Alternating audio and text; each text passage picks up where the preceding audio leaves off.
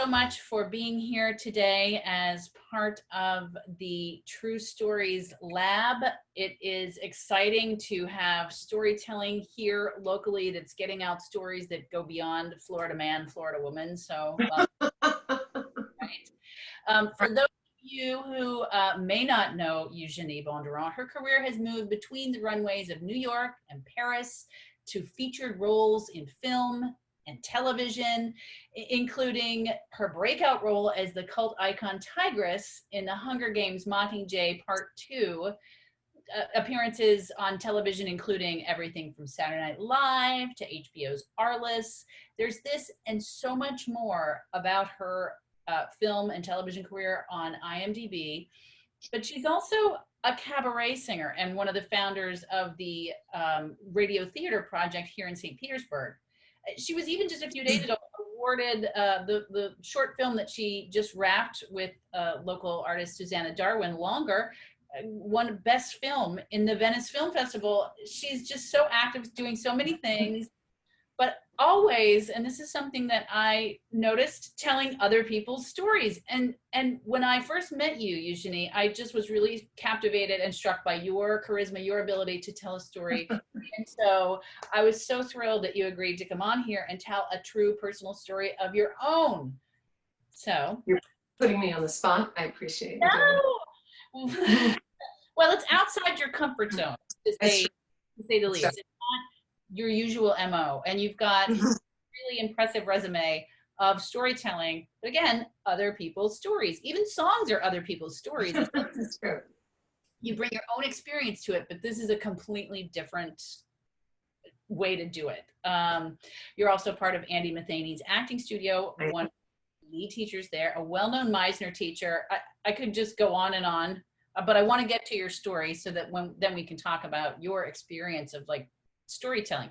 So this story is called The Forgery, and what I'll do is I'll spotlight your video without anything further from me. Here is Eugenie Bondurant. I was a 27-year-old runway fashion model living in Paris.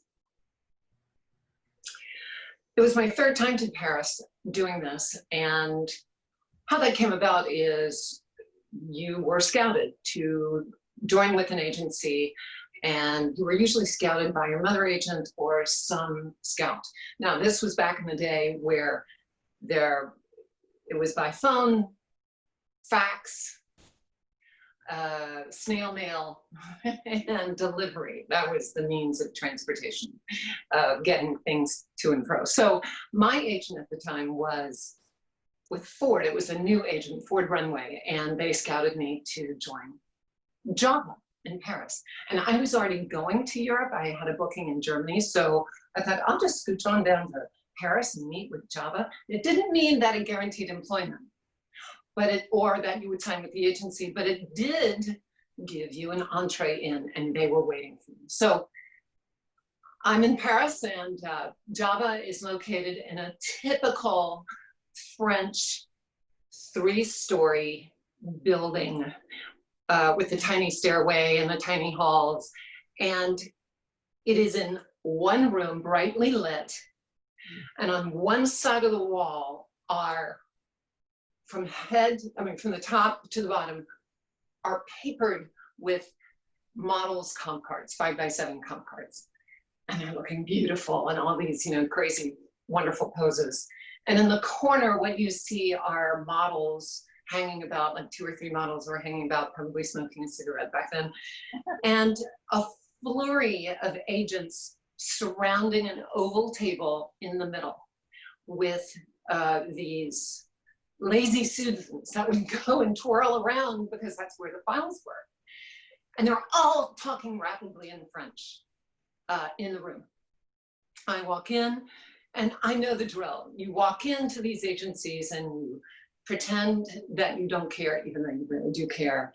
You dress simply and you hold your book and you wait for them to acknowledge you. And that's what I did. So finally, they say, Eugenie, and they grab my book and they look and they ask me promptly how old I am. Well, I knew at 27, that was grandmother age and a modeling agency. You just didn't say you're that old. So, and there are a couple of things that are the truths about this business. One, everybody lies about their height. If they're 5'8", they're 5'9". If they're 6'1" like me, they're 5'11" and a half. So that's number one. Number two is they lie about their age. And if you're 27, for the past several years that I've been modeling, I lied about my age. So when they asked me how old I was, I said 24. Still, that was considered old back then. So, and it probably still is, who knows. But anyway, I tell them I'm 24. They look at my book. I know enough French to hear them saying the word vieux, which means old. She's too old. She's this. We can't do anything with her. And then one person says, you know what? We'll part her hair down the middle. We'll cut it off. My hair was long and beautiful. We'll cut it off. She'll dress simply, no makeup. We'll send her out. She's going to look like a man. Oh my gosh, welcome into this market. It was really great. So all of them in unison turned around to me and said, welcome to the agency. I was so excited. And then they said, can we have your passport? Okay, my passport. No, it was actually in my purse that said that I was 27. And they're in one room. I said, oh my gosh, you know, it's in the hotel. I can't believe I forgot it. But next time I come, I'll bring it and you can copy it. So I scramble back to my hotel and I get out the gel pen that I had.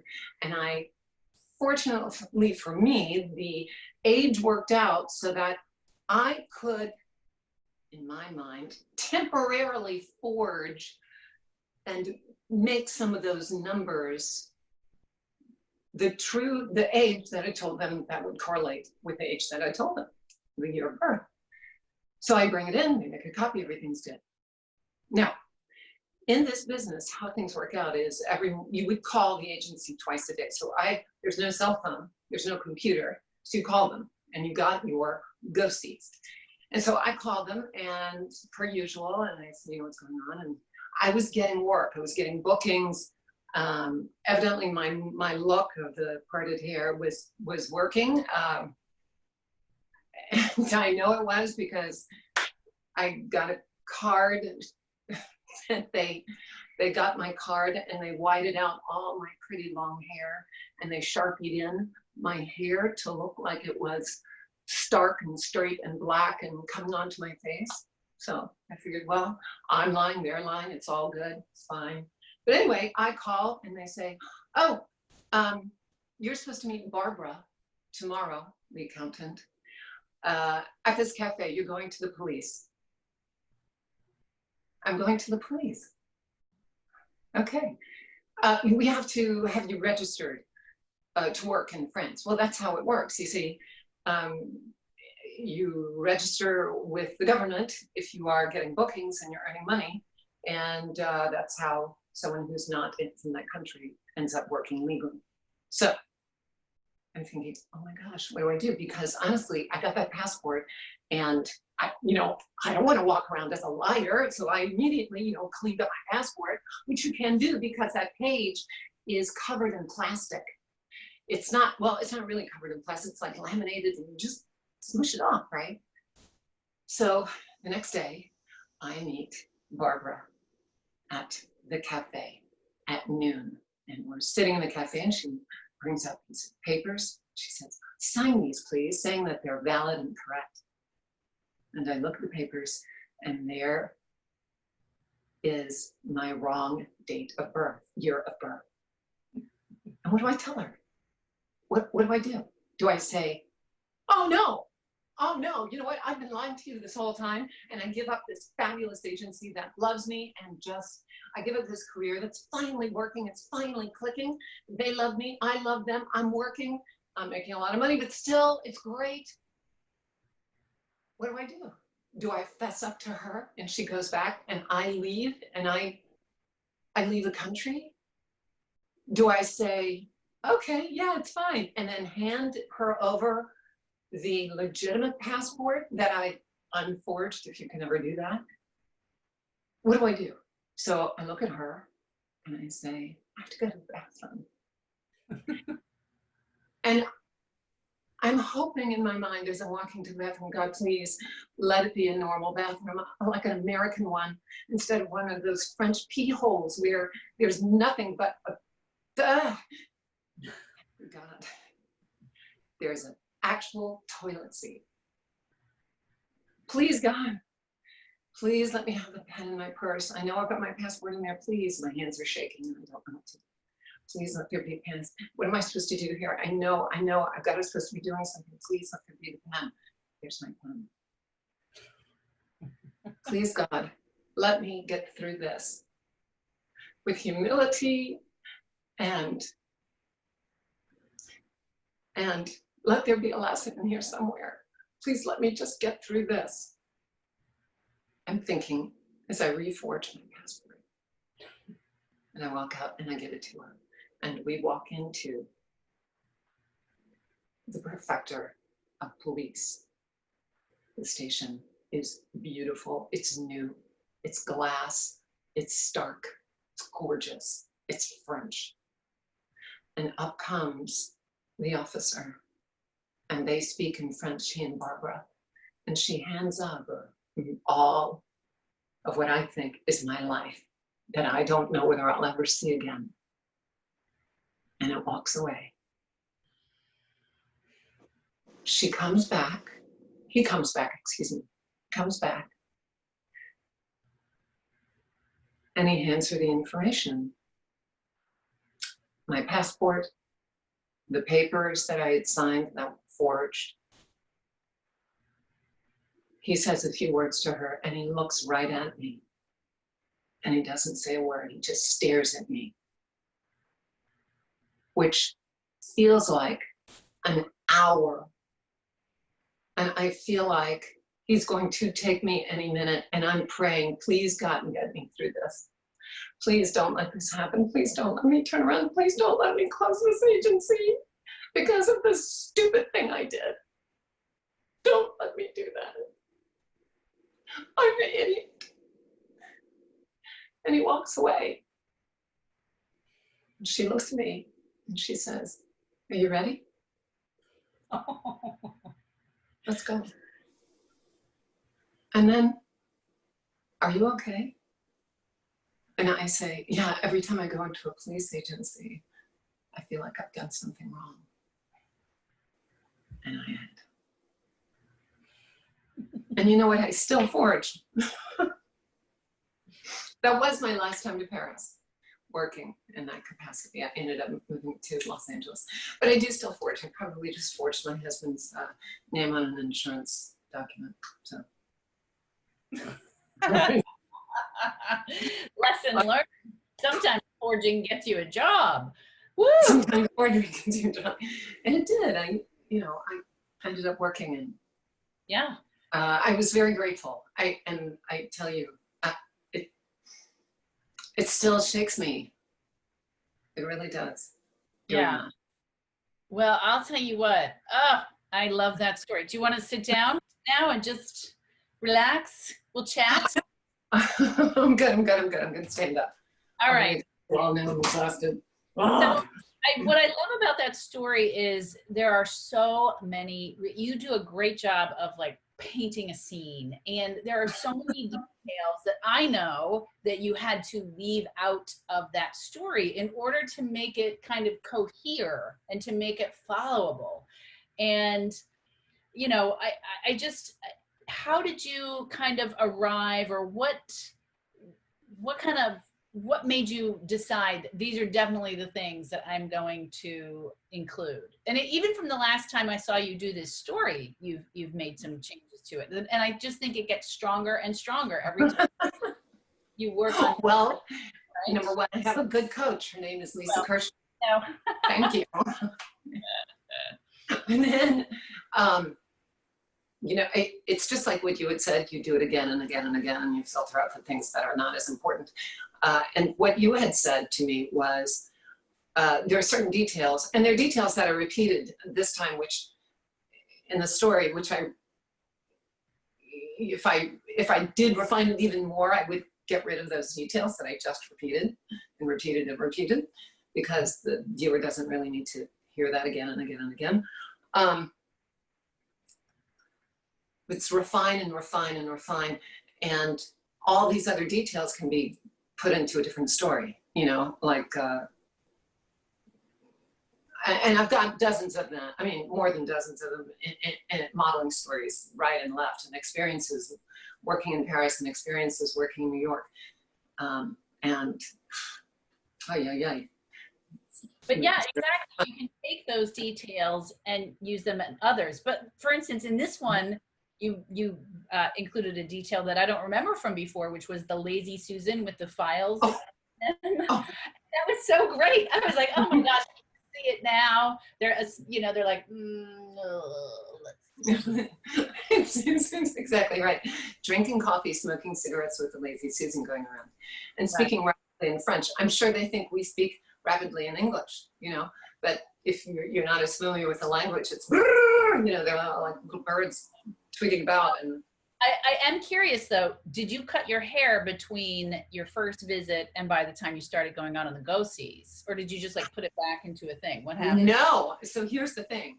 They had told me to cut my hair, this agent, and you're gonna cut your hair, you're gonna part it down the middle, you're not gonna wear any makeup, and you're not gonna speak much, and you're gonna be grounded like this instead of being feminine. Okay. And then I realized, androgynous. Right. And I worked that way. I mean, that really started, the trend really started to come in at that point. So, and you know, you're working in Paris and it's the trendsetter. So I didn't know this. I still loved my long hair. My long hair was a badge of honor for me. Number one, I'd never been able to wear my hair long as a child. And number two, I had grown that hair out from chemotherapy. So let me tell you, I deserved that. That was a badge of honor. So cutting that hair, wasn't gonna happen quickly. And they said, no, cut your hair. They even set up an appointment for me to do that with their, you know, hairdresser that they used all the time. And I skipped it. And so they would send out that card, literally. I think I still have it somewhere, the card, the actual Z card, where you see this, you see me, I'm in the typical white shirt that's, you know, wet, white button-up shirt, and I'm coming like this, and you know, here's the long hair, and the hair is wet and wavy, and chop, white out, Sharpie, Sharpie, Sharpie. That's what my roommate at the time, who was with Java as well, said, do you know how they're sending you? How they're submitting you? How they're selling you? This is what you look like. I had no idea. I went, okay, got it. I got a haircut. So it was about a month. And that would be a funny way to introduce that story, and talking about the whole hair journey and how, you know what I mean? Yeah. Those are just stories with heart, but I love a fun story too. And you know, it really is meaningful and impactful to you because you pride yourself on being good.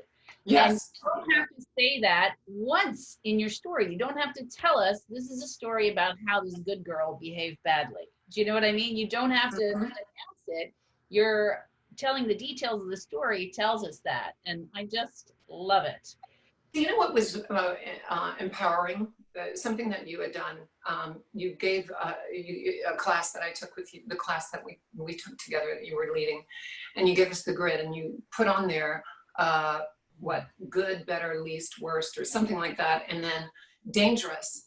And to me, that was, or I think dangerous was the category, or fearful. That's my heart catcher. Fear.